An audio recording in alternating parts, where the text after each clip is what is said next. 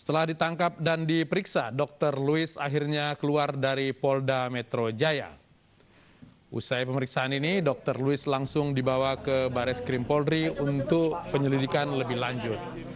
Polisi sudah mengantongi barang bukti unggahan di media sosial dan akan memeriksa sejumlah saksi.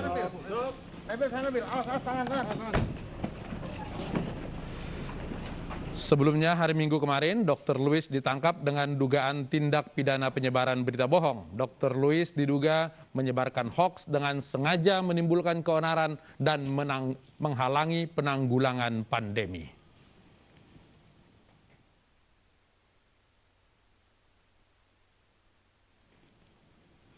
Tempat karaoke di Pati, Jawa Tengah yang nekat beroperasi di masa PPKM darurat digerebek. 27 pemandu lagu, pegawai, dan pengunjung karaoke ditangkap. Ayo, Pak. Dokumentasi, jangan lupa dokumentasi. Razia PPKM darurat digelar petugas gabungan yang terdiri dari Pol PP dan polisi di sebuah tempat hiburan malam di Jalan Pati, Kudus, Jawa Tengah. 27 orang terdiri dari pekerja tempat hiburan dan pengunjung diamankan petugas. Satu persatu dibawa menggunakan mobil operasi ke kantor Mapolres Pati untuk didata.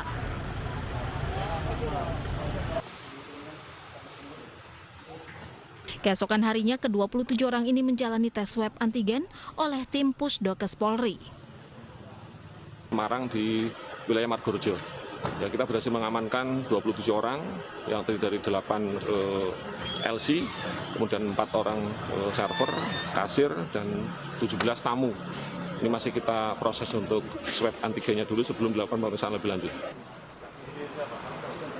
Mereka yang terjaring razia akan dijerat dengan Undang-Undang Kekarantinaan dan Peraturan Daerah tentang penerapan PPKM. Di masa pemberlakuan PPKM darurat, Mapolres Pati akan terus merazia lokasi yang disinyalir menjadi pusat keramaian hingga pagi hari.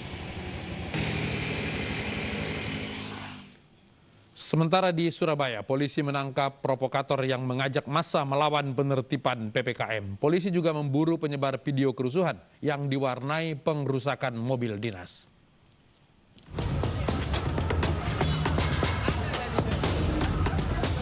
Kericuhan ini terjadi saat aparat kepolisian bersama sejumlah personel TNI tengah menggelar operasi PPKM darurat di kawasan Bulak, Banteng, Surabaya.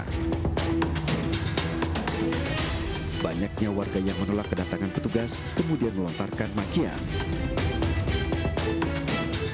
Untuk menghindari suasana tambah memanas, petugas meninggalkan lokasi. Saat akan pergi meninggalkan lokasi, aksi pengerusakan oleh sejumlah orang terjadi. Setelah kejadian, polisi berhasil menangkap pelaku pengerusakan mobil polisi dan masih mencari penyebar video ricuh.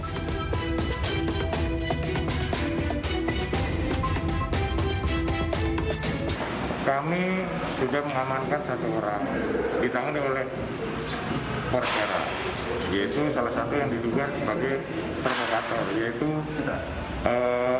pemilik dari warung. Namun tidak hanya di situ, tim Satgas Gakum sekarang juga bekerja mengidentifikasi dugaan adanya provokator baru yang mencoba bermain di media sosial.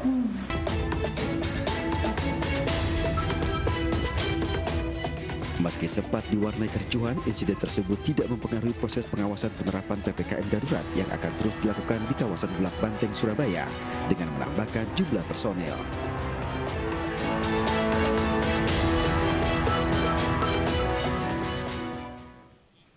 Hari pertama pemberlakuan surat tanda registrasi pekerja, sejumlah calon penumpang masih kebingungan. Ainus Prime segera kembali.